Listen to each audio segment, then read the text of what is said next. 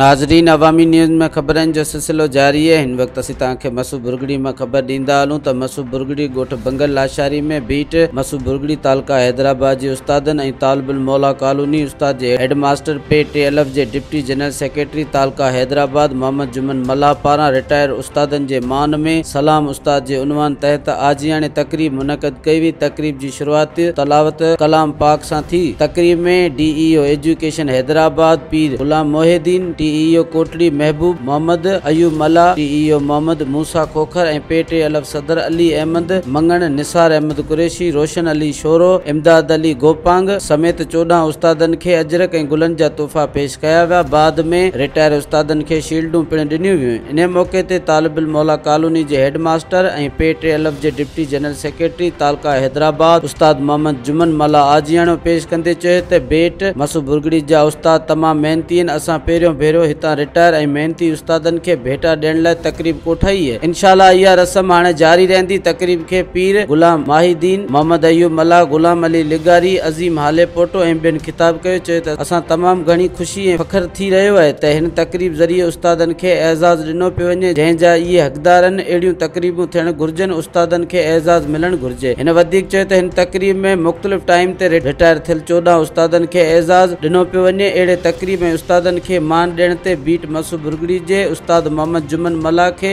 जस हुजे, जॾहिं त तकरीब में शाह बख्श लिगारी, मोहम्मद अशरफ विगियो, लाला रफ़ीक ऐं ॿियनि सवे माण्हुनि शिरकत कई। मज़ीद खबरों और तफसीलात के लिए विजिट करें हमारी वेबसाइट www.awamiNewsHD.com।